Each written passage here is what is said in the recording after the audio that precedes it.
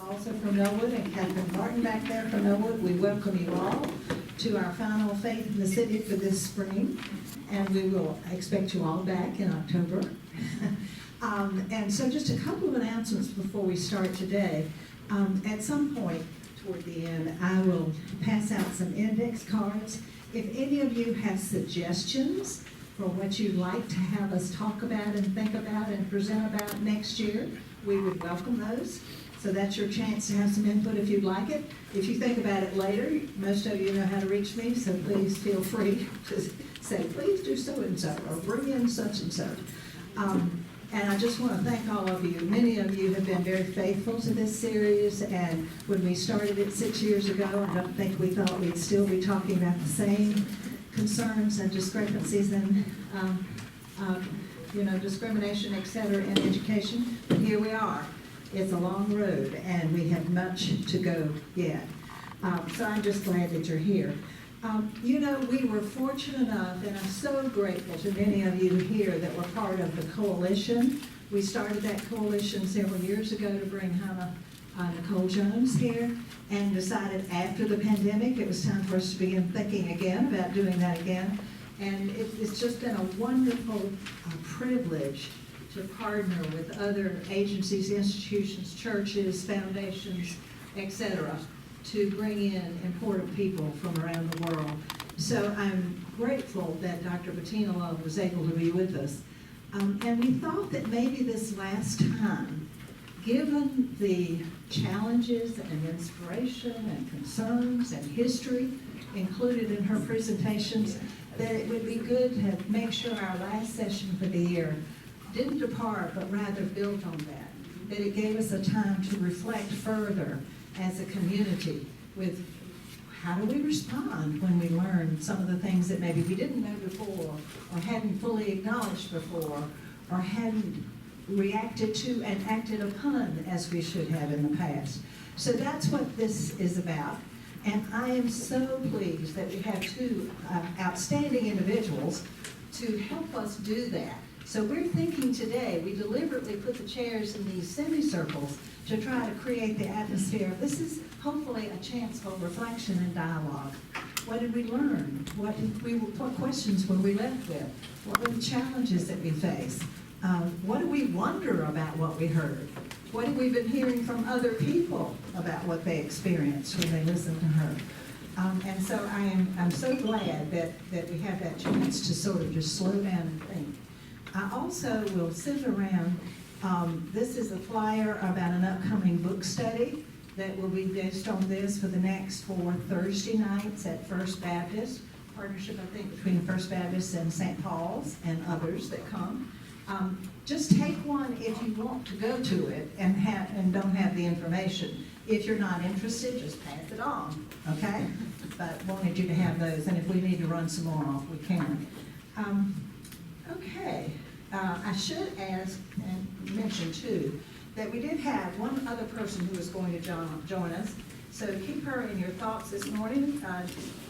Dr. Danny Parker Moore from Wake Forest was also going to be part of this and woke up this morning with a severe eye infection and headed straight over to an emergency doctor's appointment. So just think about her, if you will. But I am delighted that we have Tricia McManus, our superintendent of schools, and also Dr. Don Tafari from Winston-Salem State. They have so many years of combined and separate experience in the field of education. Tricia starting out in Florida, and after graduating from the university, first with an undergraduate and then a master's degree in educational leadership, she did pretty much everything you can in the school system there, from teacher to assistant principal to assistant superintendent to leadership development, et cetera, et cetera. In June of 2020, she came here to serve as the deputy superintendent here, and then became our superintendent in February of 2021. And I think I can say happily that getting to know her has been a privilege. She is leading an ambitious and equity-driven strategic plan focusing on increasing opportunity and access and eliminating all data disparities. Wouldn't that be a wonderful thing to celebrate together? We should get our coalition together and have a community celebration when that occurs, right? Okay. All right. And Dr. Jafari is passionate about arts and culture and education and is a scholar activist. I think we can, those of us who are getting to know her appreciate that. She also has served as an elementary school teacher, a curriculum facilitator, an educational consultant, and now is the Associate Professor of Elementary Education and Coordinator of Elementary Education Program, and the advisor of the Student North Carolina Association of Educators in the Department of Education at Winston-Salem State. I need to stop and take a breath. She describes herself as a hip-hop feminist. I would like to hear more of that. Her research interests include Black feminist thought, Black male elementary school teachers, whom we need to dramatically increase the number of. How is that for grammar? Hip-hop's culture influence on identity development, critical race theory, and Kwanzaa as a site of resistance. In addition to the dozens of articles and book chapters she's written, she has also released a highly acclaimed book, The Journey of Camus Miller, Hip-Hop Composite Counter Stories for Black Men Teachers, which was released in November of 2023. Please join me in welcoming them, and we're going to...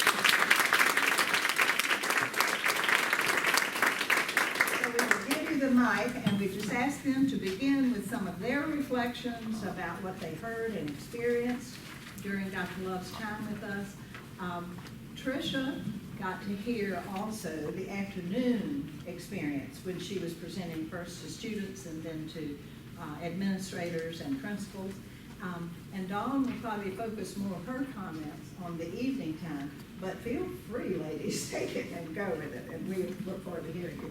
Thank you. Dr. Jafari also brings students into our schools to mentor younger students from Winston-Salem State. So thank you for everything you do for our students, and hopefully we're sending a bunch to you too to make our future educators and other professions. But so yes, so thank you all so much. I am just so glad that we were able to bring Dr. Love, that you all had the vision to bring her here.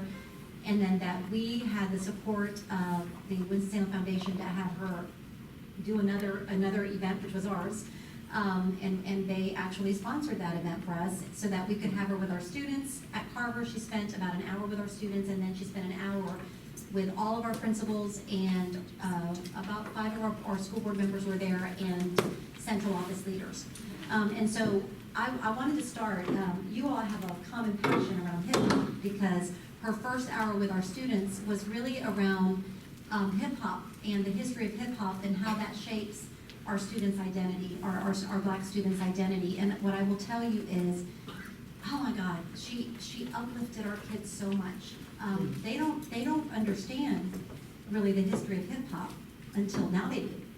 And where it came from, and how in Africa, how it started in Africa, and just the roots of all that. And by the end, I had a student come up to me and said, Ms. McManus, thank you so much. I feel so special after being in that hour long. Like, well, you know, our goal was to have all of our students feel seen, valued, and heard, and that is how she felt after spending that hour in that session with Dr. Love.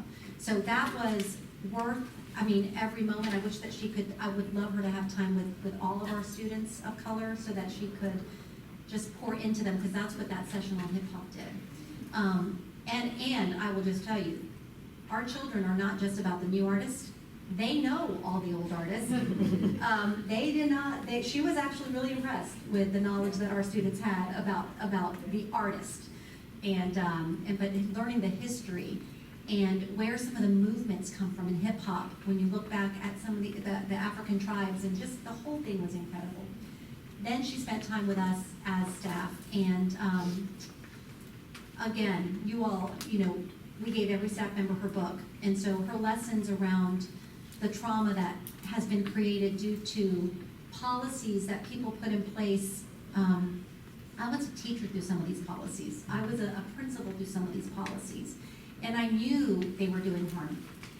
From zero tolerance to, honestly, No Child Left Behind, where third grade, retaining students at third grade, not even worried about had they been retained before that, having kids leaving 5th grade instead of at the age of 10, at the age of 12. Like the things that we did to kids as a result of these punitive policies that are made by lawmakers who think that, they think they know how to, fix the issues. But the sad thing is that all these years later, and when people hear the issues, they want to fix them in the same way. And I'm not sure, I feel like, honestly, I told Bettina after, I want you to be president. Seriously, because it's gonna take someone that actually, can paint this picture and make people realize the harm that's been done, because I don't really think that people realize the harm that's been done. I will tell you the exclusionary discipline, and what that's done to some of her friends that had, 140 days out of school in one school year. I mean, that's 180 days in a school year, or through their elementary or through high school. Think about the number of pre-K kids that have been excluded. To think about all of that makes me even more passionate about the idea of stop with the reform. Just stop legislating. We're not going to legislate our way to better outcomes for kids. We're not going to do that through punitive practices. We're not going to do that through even some of the things we've done to teachers over time. We're not going to get great people in our profession by saying that we're going to evaluate you to greatness. We're not going to improve, if we're not going to improve discipline by saying we're going to suspend you to get better outcomes, so there's so many things that are disheartening, but then every time something occurs, it is always, well, that's because it's because you need zero tolerance. It's because kids aren't scared. It's because, and that's, all of those things make people question what we're trying to do. So I want to go to what Dr. Love, all the things that she talks about too, and in the reparations and in that back of the book where she's actually quantified the amounts that it would take to repair the harm. And all I can think of about with our school system is the strategy part of that work. What can we do to try to repair the harm? All the people that have created the laws need to be part of the reparations, but what can a school system do? That's what I focus on every day. And I'll tell you, I see people in the audience that's what you're trying to help us do.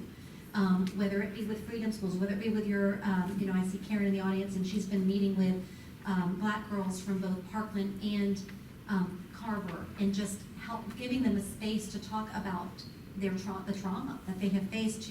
I see Tribe Restorative Justice. I see all these people in the audience that are really trying to help us do the work that we need to do to repair the harm that's been done.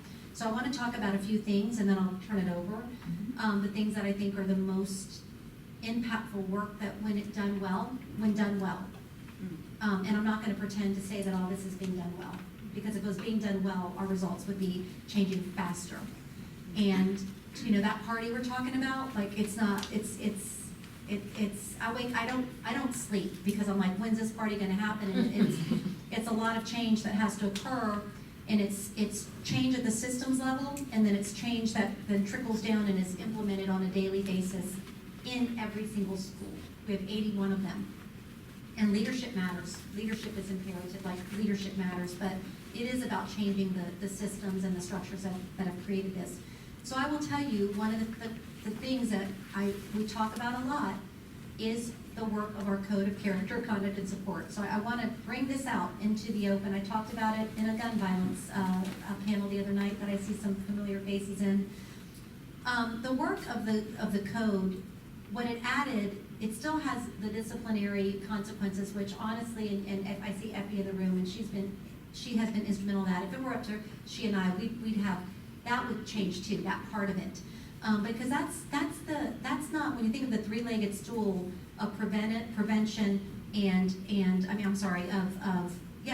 intervention, and then the consequence part of the code. That is not the most important part of the code. The most important part is what we're trying to do on the prevention and intervention side.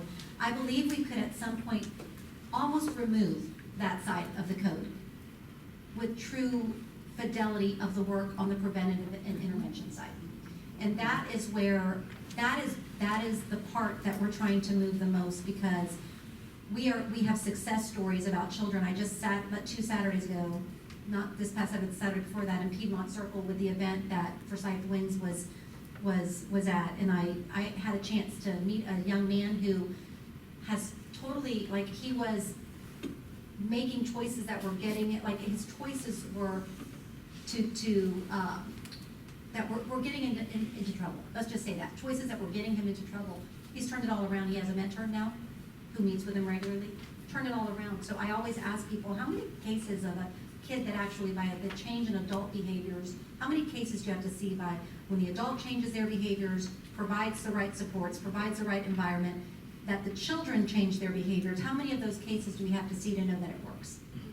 And I always tell people, if it takes more than one, then the problem is you. You know, it takes more than one. So we've seen case after case after case of children when in an environment of care, in an environment of belonging, in all that, they respond well. When people talk to me about how kids respond to them, I always tell them, I don't get that response, ever, not once, ever. In a school have I been responded to in the way that some adults tell me they're responded to. I'm not talking about teachers, I understand. I'm talking about adults that visit schools and say, oh my God, the kids were so this, and then I'm like, I haven't seen that. Part of it is the respect that you have when you talk to children. Even a child that might be making a bad choice, how you even respond to that is all the way they respond back. Seen it even with my own children, so I know that, you know. When I respond to Megan in a certain way, that is it. Like, you know, many of you have met Megan, that is it. Megan is going to give me the side eye and turn and just, she's not going to be aggressive. But sometimes our kids are aggressive when they don't know what else to do in response. And so fighting, I'll just go to fighting. I was at a middle school the other day that 2 girls got into a fight right before I was getting into that area. And so I said, can I talk to the girls? And so I spoke to them, and they're precious girls that honestly made a decision to fight because they didn't know what else to do at that point, because the one was hearing rumors that the other one was talking about them, and that got just so bad that they didn't know what else to do. So my question to them was not, why did you do it? It's, did anyone try to intervene and bring you together to do a peer mediation? Did anybody try to bring you in to do a restorative circle? Like, did anyone do this for you? And I asked in front of the building leader. And she said, I wanted that, but that didn't happen. Now, so I asked the principal after, and she said, well, she does go see the counselor. I said, it needs to be formal. It needs to be like a formalized way of work. It can't be, she can just go see the counselor when she has time. Because what do you think happens there? You never have time. So it's got to be a formal structure where we bring students together to do these things. And that's what here's my realization in the last 2 weeks. That's the preventative and the intervention side that has to be implemented with fidelity. The focus the last 2 years, honestly, with some of our work, and I'm just being totally transparent, that's all I really know how to ever be, but is that our focus around the calibration on the consequence side, because we didn't want kids to be consequenced inconsistently like they had been for decades. That's why we spent so much time focusing on what does that side look like when we're calibrated around that, so that this child doesn't get a whatever day suspension and this child does. How do we start to calibrate with the idea that you can always mitigate, you can always aggravate up or mitigate down depending on the child.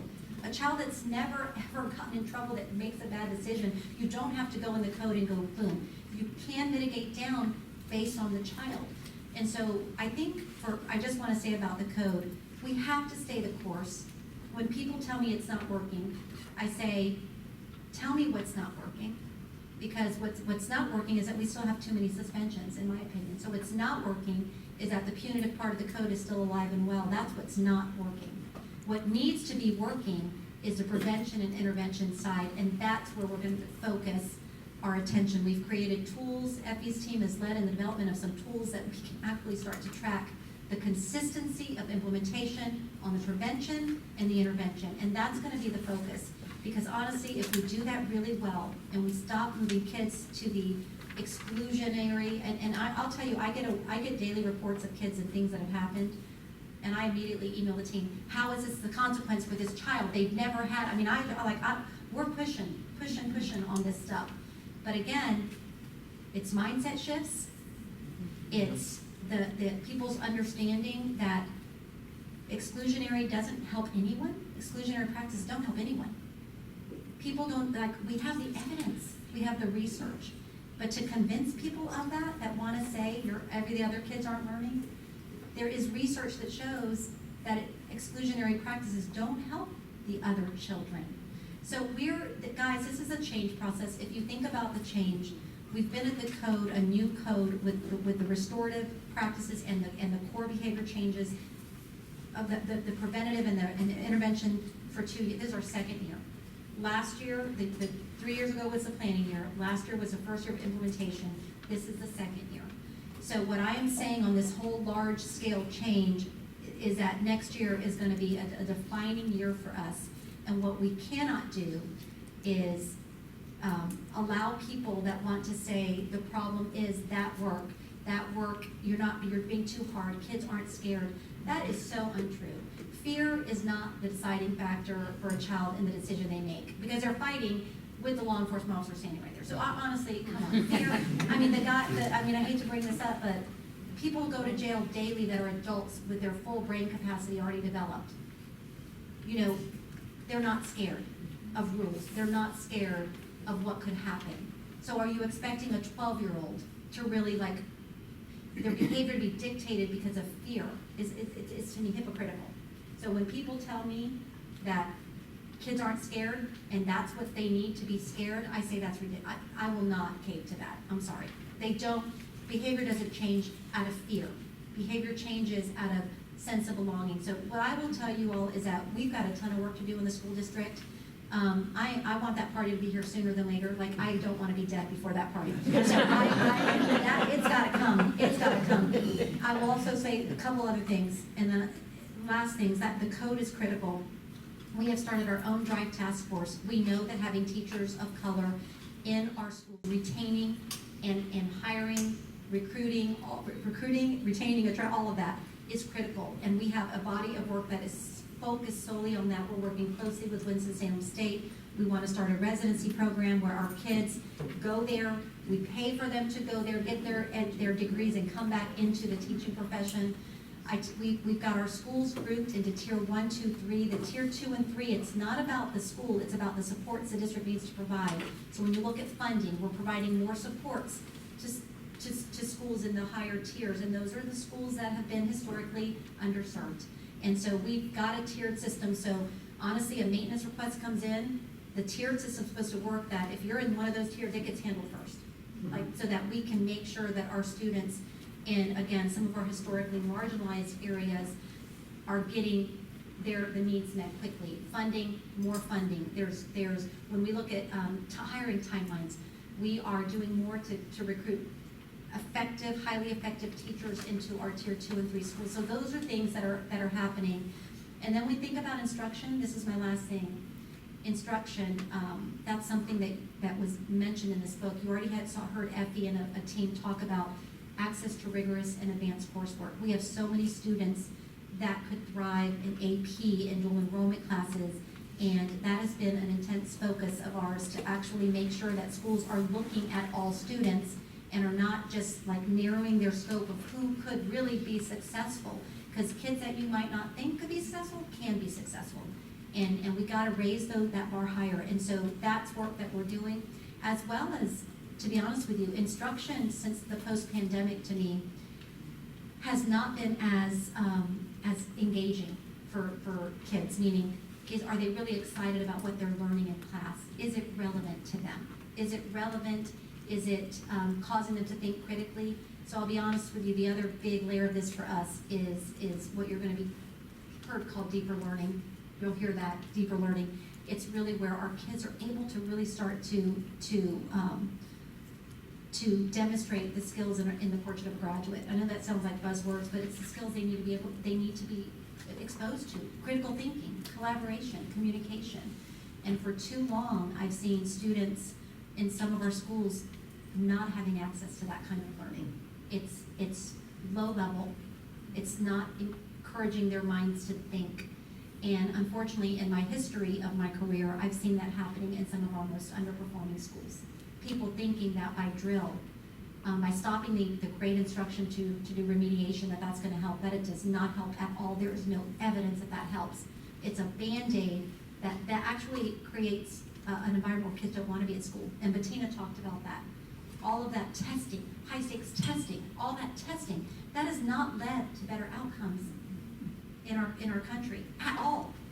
All it's done is create classrooms where remote and drill and kill has become the thing that people feel forced to do because of how they're gonna be graded on that assessment, and then how they're gonna be judged, and then how are they gonna be paid, and all those things. All of that needs to stop. I'm hoping that we get to a place that we really change this.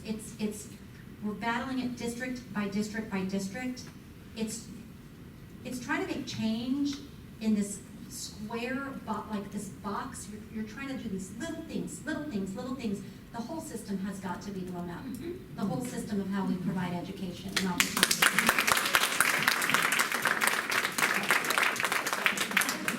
I don't know how to do that. We need all of you. I'm going to be honest with you too, guys. We need all of you. We need the soldiers, like we need the boots on the ground to help us, like, continue to change the narrative. That is a false narrative about our children. It's a false narrative. They're incredible children. And then other people want to blame their families, which is also not the right thing to do either. So we've got work to do. Yeah, right. Thank you. That was too long, I'm sorry. No, it was awesome. It was a lot, and a lot in a good way. And so, if I'm fully transparent,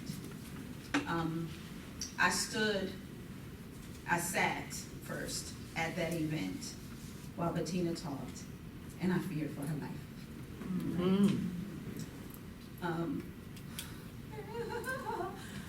I've known Bettina for, I don't know, maybe 12 years, and when she was a lowly professor like me, and she was just about to write her first book, when Let Hip Hop Little Sisters Speak, or something like that. It's awesome book. And we shared a common passion, right? We share a common passion, and I've watched her soar, right, by speaking her truth and talking about equity unapologetically.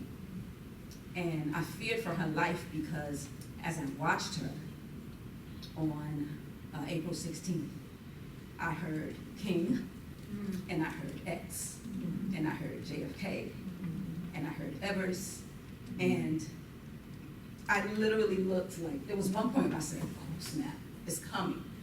Because that's the reality of this country that we live in. Super unfortunately. I'm grateful that was not the outcome of the evening, but that literally sits in my spirit right now, is this fear for my friend's life as she continues to tell this truth. So I'm grateful to be in this space. I'm grateful to be part of the Faith in the City Coalition, the Equity Foresight Coalition, because there's a lot of good white folks here. And folk who I honestly, and I believe, really believe in justice and are really working to fight for equity for our children. I think what's super important is I appreciate a lot of what you said. One of the things that I know Bettina believes in and talked about is the importance of the shift in the infrastructure, right? We oftentimes, if you remember that night, she showed one of the videos of the news clipping of the teachers who brought all the black children in the building and told them if they did really well this semester that they'd get like chicken and these watermelon. Right. And she said, I'm not blaming these teachers, right? I'm not trying to, right? Because it's really easy to blame teachers. It's really easy to blame the teachers because they're the ones with the least power and the closest ones to our children, right? It's really easy to blame the teachers, but where we need to focus is on that big picture. And it's really easy to tell teachers and even principals, you need to do things differently in your school. when you're not funding them, right? So we need to make sure that our public schools have the funding and the support on a big level to really make this change happen. Because we all know that, you know, there are awesome principals who can do awesome things, right? Cook Elementary is my fave. I love all the schools, but Cook, the special is special. That's when we do our mentoring program. And when I look at the things that Selena Trivy is doing, she's brilliant and talented and amazing, and she's a change maker in this district. But she can't do it alone. Right? She needs that support. Those kinds of principals need that support on a bigger level. And when when disciplinary systems are rewarded, right? Suspensions, we continue to see out-of-school suspensions, in-school suspensions, these kinds of punitive measures that, because they don't have the money, right? They don't have the funding, right? When we think about schools, right? I've been a teacher, a classroom teacher, you've been a classroom teacher. Oftentimes is, I need to get this kid out of here so I can teach. Because there's no space. I don't have the time. I got the pressure of this curriculum, the test is coming up. I don't have anyone else to help. Who's gonna help? And oftentimes that's the remedy. Just get them out of here, send them home. But that is not working. Right? We know that's not working. We know from our centuries of this prison industrial complex that it doesn't work. If the prison industrial complex worked, we wouldn't have over 50% recidivism rates, right? People would not go back to jail if jail worked, right? Children would only need to ever be suspended once in their life, or even see somebody be suspended, like, oh snap, if that worked, right? So we know that these things don't work. And so it really requires a collective pushback and systemic change where superintendents across the state are saying the same thing and saying, look, we demand that you take care of our children. We demand reparations for our children for the harm that has been caused. I think about, and I'm sure you probably can't speak about this, what happened at Parkland right before Bettina's talk. And it's really easy, again, I've had conversations with lots of my friends, because I'm from the Bronx, New York, and so I grew up, right? And so all my friends, when stuff happens, they call me, hey girl, what you think about, what's going on, what do you say? And everyone has an opinion. Right? Everyone has an opinion. Oh, kids can't do that. You got to protect teachers. And I say, yeah, that's true. We definitely, teachers cannot be afraid to teach. But we need to step back and look at the conditions that made it okay for that child to stand up there and select that teacher. What are the conditions? What are the conditions Absolutely. that created Absolutely. the environment that boy, somebody's baby, Absolutely. thought it was okay, right? It's not condoning the act, but it's stepping back and saying there's something else going on here. If all the fish in the water are dead, it's not the fish, Yes. right? So we have to continue to step back, and I'm glad we're having this follow-up conversation, because that's my thing, right? We can continue to have these talks and bring these great people in, but until we start actually doing something about it, that it won't change. That nothing will change.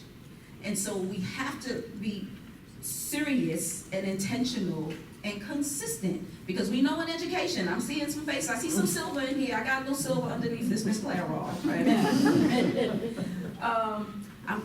I'm gonna be 50 on Friday, y'all.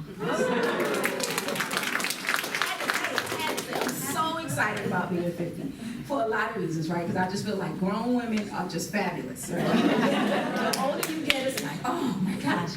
And again, I'm from the Bronx, and so we don't always get to see 50, right? Coming from where I come from. So, but when we think about, see, I was on a train of thought. What was I saying before? I started talking about my birthday. Goodness gracious.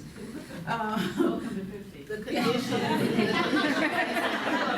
We have to do more than just have speakers. We need to make sure that we are implementing and pushing back, right? We're implementing and pushing back. That's the reason why I do the mentoring program. So in 2014, I created a course at Winston-Salem State, and it's what we call a Gen Ed course, right? Where all students can take the class. And it was called Advancing the Academic Success of Black Males. And we sat in the class and we read the research and we had these brilliant conversations, and I incorporate hip hop, and I'm changing these young people's lives in my classroom. And then I sat back and I said, we're sitting here talking about children. And some of them, because it's a Gen Ed class, not all of the students are education majors. Some of them have never worked with children other than the children in their families. And we're not gonna do that here. We're not gonna do that here. So I said, okay, let me see what I can do. So we had the partnership initially with Ashley Elementary and Miss Linville when she was there, wonderful woman. And Dr. Williams, who I think is now at Wake Forest or something. But we start, my goal was, we're gonna look at this research, right? We're gonna talk about it, but then we're gonna see if the researchers got it right, right? We're gonna see the human side of the story that's told about these children. And we're gonna have this beautiful mutual impact, right? When I tell you these Winston-Salem State students are changed every single semester, when they get to spend every Thursday of their semester sitting with 4th and 5th graders at Cook. They are changed, and I know that because they write about it, right? And the children are changed. They look forward to them. So we have to do things like that. And our partnerships with universities, and I want to say this also, when I first started the program, it was all about funding, right? Because everything's about funding. Winston-Salem State University does not have funding, so I talked to my department. I said, hey, this is going to be happening from the class. Can we get a bus? They were like, do you have any money for that? I was like, no, goodness gracious. So we partnered with, goodness gracious, the first church, St. Paul, thank you, Jefferson. St. Paul provided the van. They came every Thursday, and they picked up the Winston-Salem State students and brought them to Ashley. Every Thursday, without doubt. Sometimes brought treats, brought snacks, right? And that was amazing because of that partnership. But it was the only way to make it happen was the partnership. And then we did that up until pandemic, right? And we shut down. And then when we revamped, we had a school fair, and I ran into Miss Matthews there. And I'm telling her, like, hey, we used to do this mentoring program. I want to get it back up. And she was like, hey, let's talk. And so the first semester we did it, we partnered with Union Baptist. And they provided the transportation. And then Ms. McManus came we have a pep rally every year, and the Red Sea Sound comes, the drum line was brilliant. And she was like, oh, this is amazing. And now, Winston-Salem Forsyth County Schools provides the transportation, right? And so that's one of the ways, right, is putting your money where your mouth is. You love this program, you think it's changing lives, show me the money, right? And that's what Bettina's, I think, her overarching message is. You talk about how much you love children, you talk about how much you want to see change, blah, blah, blah, show me the money. Show me the money. Put some action behind it, right? Where is the work that is going to effect change? Where is the work? Where's the funding for state universities? We talk about the need. There's been conversation about the need of HBCUs. Are they still needed in the 21st century? As long as black folk are not safe in white supremacist spaces, as long as you have, and I'm gonna say this, as long as you have a human being on trial right now who is running for president and has enough support to be a viable candidate, yeah, I think we need spaces where black folk know they can be safe. Right? I remember after the tiki torches, the Charlotte. And then the dude was elected, my aunt, who lives in Virginia, was worried, and she said, Dawn, are you going to work tomorrow? Are you concerned? I said, ma'am, I teach at a HBCU. I wish they would. I wish they would come on this campus, because we're fortified, right? Because it's a safe space. And so we want to continue to do that, and we want to continue to make sure that we are supporting our children in a way, building pathways for children to attend state universities, for children who desire to attend HBCUs and have support.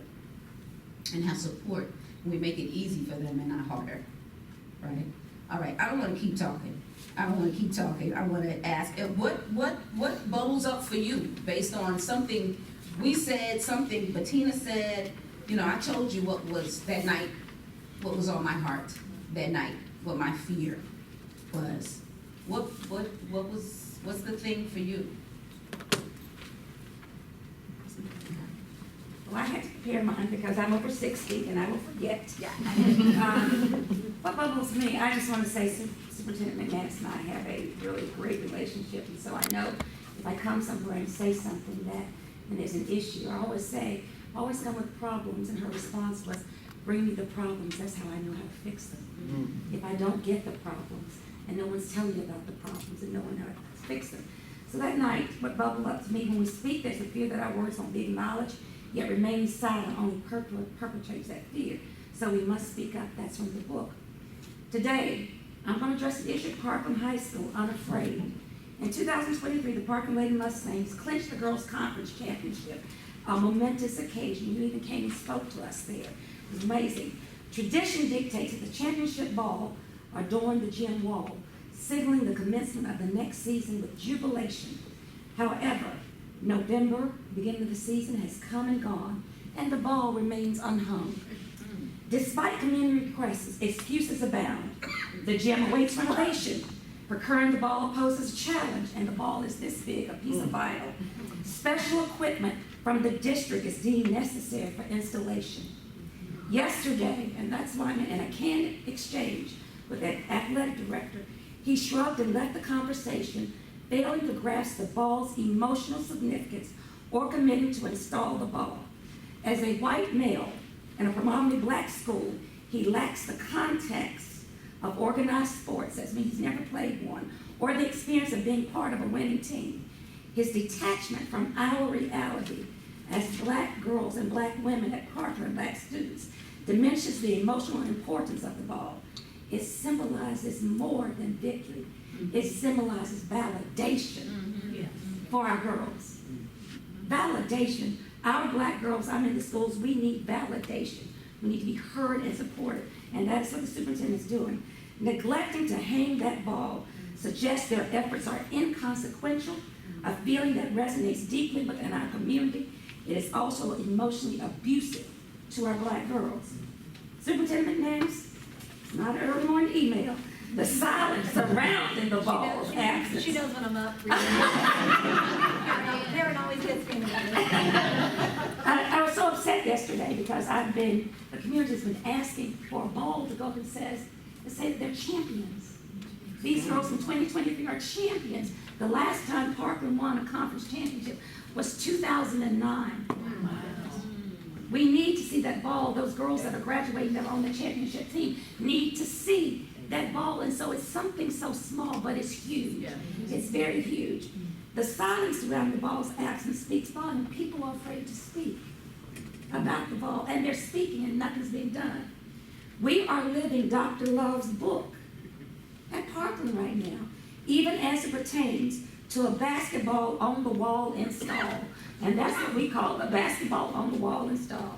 My voice today represents a united community determined to ensure that before those girls leave that were on that championship team, the 2023 Parkland Lady Mustang Conference Championship ball finds its rightful place in that Parkland gym.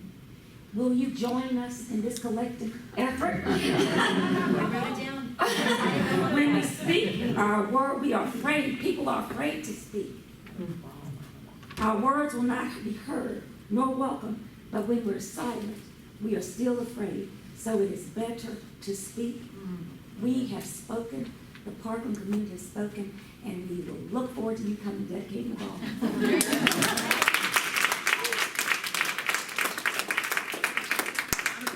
You know, I want to say that that's such an illustration, though, of change that has to happen at every level. Yes. And that also should give us hope. Some of us may not be in a position to make the quote, big change way up so-and-so, but we can sure as heck advocate for a ball to be hung up in the gym. Thank you. Looking for the place where you can have an impact, no matter where in the level that occurs, okay? So my name is Frida Mitchell. I'm a parent of a child in our school system, and I have often written to teachers and administrators and principals. My daughter goes to Meadowlark Elementary. Meadowlark is not a very diverse school. And I have often said, I don't understand the lack of cultural education in this school. Am I not talking about enough? I'm sorry. Oh, you're good. You're good. I don't understand the lack of cultural education in this school. She has a classroom, she sits in a classroom of 18. She is the only child of color in her class. Right. And I'm not saying that that is an indication of anything, I'm just putting the facts out there. And then I see disparities of how other children of color are treated. And in my mind, I'm thinking, okay, I have the flexibility and the availability to speak up for my child, but what about those who don't? And that is what I would like to say to this group is, we all are here right now. You have the availability and the flexibility to learn about the problems and to learn about what's going on, to speak on the behalf of other parents, these other people in our community who don't. Several of them are working, right? They are trying to provide the basic necessities of life, whereas I may have a different availability, right? And I can speak and talk and I can see and I can give them my time and my resources to not just benefit my child, but to benefit all the children. So that's what I would like to say to the group is look at how you can help stand in the gap. That is a saying that in the Black community we say all the time. I'm gonna stand in the gap. Stand in the gap. I'm gonna stand in the gap. But I think that we also need others to stand in the gap with us, and it not just be us standing in the gap.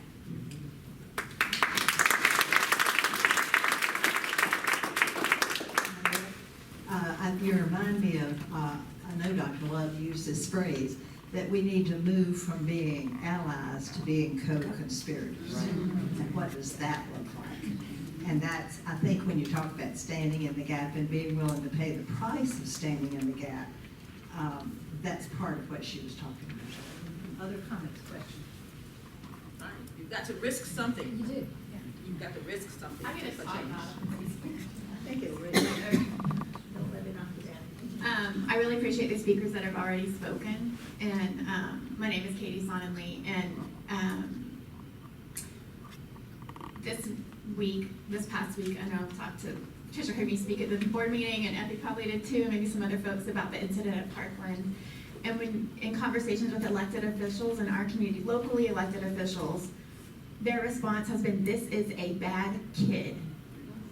And our response is, there are no bad kids, right? There are kids who have bad days, who have unmet needs, who are not getting what they need, whether it's from the family and community, school, whatever.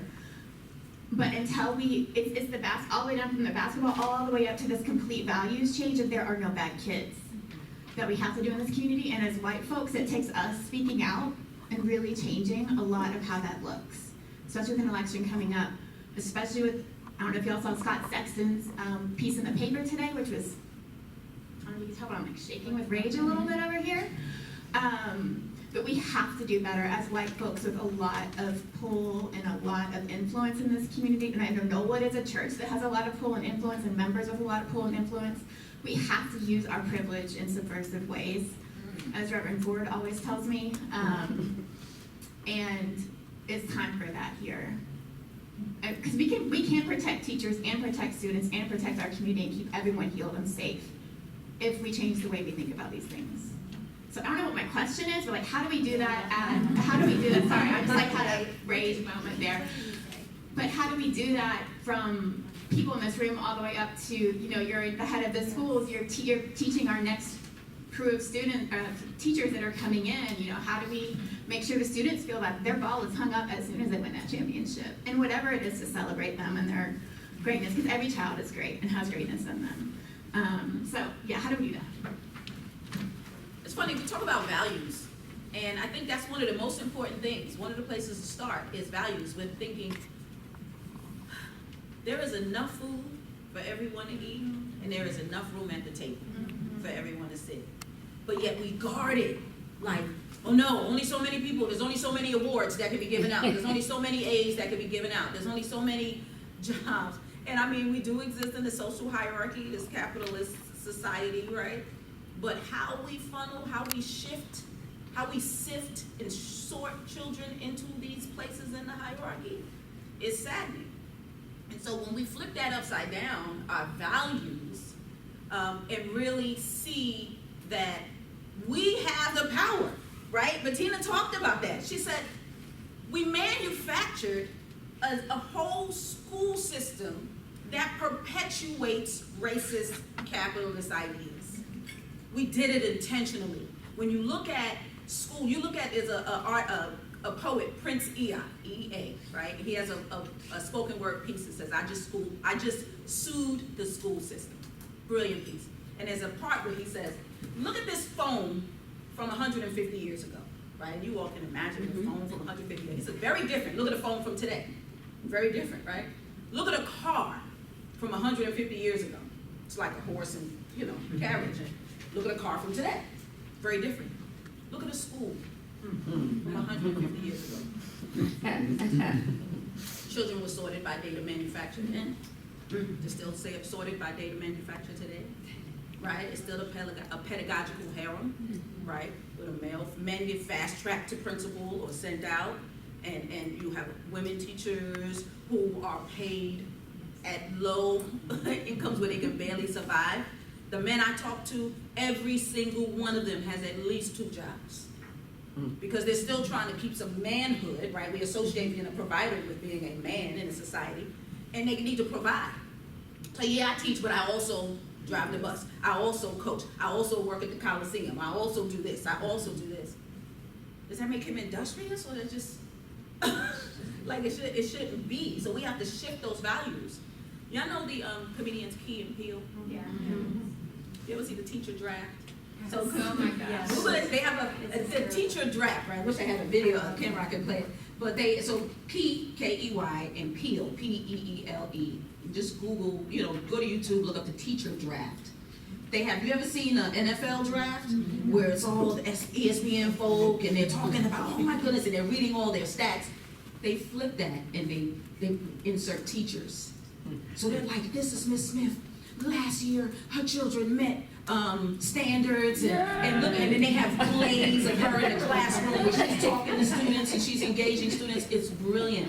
And they're like, is she going to stay at Parkland, or is she going to go to Reynolds? Let's see, Reynolds has this $10 million deal on the table. And then Miss Reynolds comes and she sits down. I think I've had a wonderful career at Parkland, but I'm going to take the deal at Reynolds. It's brilliant. And it's horrifying and sad at the same time. Right? Because we laugh at it. It's funny. But it needs to be real. It should be real. It should be real. Why do we value our entertainers more than the people who have the most important job? And I'm not just saying as an educator, I dare you to, other than mothers and fathers, but we know that's a thankless, payless job. You're never gonna get paid for being for birthing babies. I don't know. But in order to play high school basketball, you had to pass the 3rd grade. In order to be a neurosurgeon, you had to get out of pre-K. In order to be a teacher, you had to graduate, right? But yet, we look at our teachers and we blame them first for all of society's ills and pay them last. We got to do better. And that starts with us. It starts with us requiring and demanding the shift, demanding the change, whether it's with local politicians, right, voting in every election, pushing on our people in power to make sure that they do the things that they say, right? That they put their money where their mouth is. I'm going to be looking. I'm going to be looking. We have my sister has a child at Parkland. I'm going to be looking next week. I'm going to ask if that ball has been hung. And we all should be looking. I'm gonna go get a ladder today. Thanks, because you won't send a letter. You will not, you have to open a work order. I said, well, have you put it in yet? I've been talking about this since November. Yeah. Well, no, you still have to put in the work order. I'm like, oh my gosh, let's get a ladder and put it up to the Little thing, it's a little thing, but it's a big thing. It's a big thing. We can't look at these kinds of things as little things. We have to look at the fact, how many people in the Office of Diversity, Equity, Inclusion? How many people on FE staff? Legitimately, two, and one is temporary. Right, trying to do this work for a whole district. Oh my gosh. How She many should have one of the students? biggest departments. I've known Dr. McMillan for, I don't know, probably 10 years also. She was in Guilford County Schools, right? And I know how she works. And she makes it look easy, but I know it's not easy, right? But we gotta talk about the funding that makes sure that she can do that kind of work. Yes, it's all about funding. Thursday, there's a very important meeting at the county commissioner meeting where Superintendent McManus will be presented the ask to the county commissioner, and it will be awesome to get lots of people at 2 o'clock And to now show I up. actually found out it's 10 a.m. Thursday morning now. Oh, it's 10 a.m. Yes, I just found that out Change the today. time. It's 10 a.m. Thursday morning. That's for the briefing, it's their briefing time. Uh-huh. In 2 weeks, later they'll be voting at a different time. Yeah, But yeah. The briefing is Thursday at 10 a.m. So, At the county, It's office, 210 Board of County Commissioners. Chestnut Street. Yeah. It's the same Yeah. place Yeah. where the Board of Elections is. It's Yeah. on the top floor. Just Yeah. go in, get on the elevator, go. so there's a big ask, from the school system to the county, and they need our support. So please show up. I think that's very important. It might be important to also mention that Dr. Love's hard work on trying to put economic figures, dollars, and to talk about an educational reparation. In North Carolina, the biggest step toward that would be to pass the Leandro Plan. I mean, that would go a long way toward a start for reparations. We're almost out of time, so this will be our last comment. I'd love to make it useful. First of all, at the micro level, we have been reading lawyers this year, and you can find time to help a child to read. It is a civil rights issue. If they can't read by 3rd grade, they're way behind and they're more likely to get into disciplinary trouble. Both of my girls read to me this morning. So the meeting is Thursday morning. When can we best support? I mean, we can show up for meetings, but I know commissioners actually will answer emails. What do you need from us when? Yeah, well, we are asking for $20 million more than usual. And that $20 million is being used for different things. Part of it is to give our teachers a better supplement, so teachers. Part of it is to fund pre-K, because the state does not adequately fund pre-K, and so we need $1.3 million, I think, to fund pre-K. Part of it is to add more social workers who are licensed therapists into our schools. And then there's a couple of operational things like radios on our school buses so that we can actually hear the bus drivers when they're, that kind of thing, and funds for technology. So that all of that together is the 20 million. A lot of other things we've captured in, like the bonus structure for tier 3 schools, and we front office people who are bilingual. Like, we've figured out ways through managing our money differently, and honestly, I'll be honest with you, eliminating some central office positions. the money's gotta come from somewhere, so you have to start going, where do we get this money? What do we have to prioritize? And so we've done a lot of that management ourselves to free up some dollars to do things. You know, one thing that last year, and I'm gonna talk about Effie, because she started something called Equity Ambassadors, so that she has someone in every school, almost every school. It will be every school next year, but she has what, 90, Effie? Is it 90 right now, or 80? 95 people that are in schools that she brings out to train, so that she's got an army of people in our buildings doing this work. It's not, you can't, the magic happens in the school building every day. So you really gotta develop your army of people that can help move that change along in the school building. So I look at it as that she's a powerhouse team of 3. She's a powerhouse with 95 people she's helping, trying to train up to help her at the school level. But again, the building leaders are the most critical. This work does not really change at the site level without a strong building principal, period. That's an important part of it, but they can't do it by themselves, as you said earlier. So back to you. So if you say thank you, if we send emails about supporting the budget, that these are things the district needs, I think the questions we always get are, when we give you money, it's up to you how to manage it. That is the word, that's kind of the lingo. We give you the 160 million, you all decide how to manage it.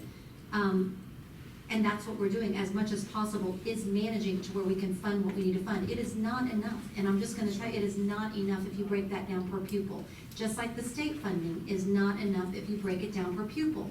And when you look at our data, we have students with great needs. We have more students that are getting need supports and multilingual services. We've got more students that need support that are qualifying for exceptional education services. We've just got greater need than 10 years ago. So to say just take this amount of money and manage it differently, we are doing that. We still need more. For the state to say we can't pay teachers more, but we're gonna put money into private schools. I mean, I'm sorry. Like, that is not, to think that's the answer. So the money's there, that's the money is there. So to just keep telling districts, figure out a way to manage it, but we're not gonna give you any more, is unacceptable. And it's just not, and it is. The money is necessary. You need more money for more mental health supports. You need more money for more behavioral health supports. You need more money for physical health supports through nurses. You need so much more around that.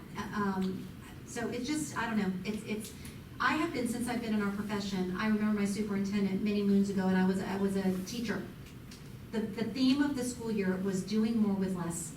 And I was a teacher. I've been at this for 35 years. That has been the word on the street for all these years. Do more with less, figure it out. Yeah, so I'm just, something's gotta give. And honestly, I don't know it's a little frustrating, because what are we waiting for? Like, it hasn't changed. Change of people that you elected, it still hasn't changed. What is the answer for our elected officials to actually start to say, we're gonna do things differently? How do we do that? Because all I can do is take what I got and do the best and try to get little things, chip away at little things, get the ball hung, chip away at this, chip away at this, chip away at this. We need the systems level change.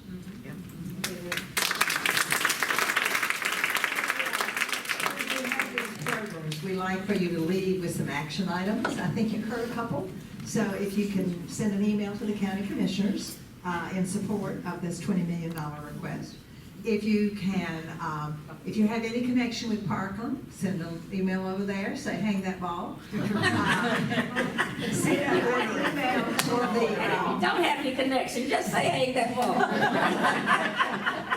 get in touch with the legislators and say it's time for you to start supporting our children and quit supporting wealth and the flight to private schools, and get Leandra money out there and do the thing. So whatever your plug in is. Volunteer. Get in the schools. Volunteer. There's also, in addition to reading, there's a program newly in our system this year, I think, Heart Math Tutoring, if you'd rather tutor math. Or if music, you are in or art, or any of them. Any of them. Any of whatever your interest is, there is a need in every single school. And Well, Heart Math is simple, you don't have to know a lot of math for it. It's very basic. It's games you're playing. So just a couple more things, and while we're talking about action, money where your mouth is, put your feet going. Russ May's right here. We are now expanding to 10 sites here for Freedom School, but we need more Freedom Schools in the future. If you are in some other church, one of the most wonderful partnerships Knollwood has had for, I've forgotten now, 10 or 15 years, has been with Bolton School. And it's become a full-throated partnership, and it benefits the school, but it benefits us. And so if you're in a different church, get your church involved with the school and make a partnership that is multifaceted. So anyway, look around and find your little niche for some action. And I will leave these cards on the table out there. Pick one up, and if you can, just jot down anything you'd like for us to include in this series next year. So we want to see you back in October. Have a wonderful summer. Can we give them a round of applause?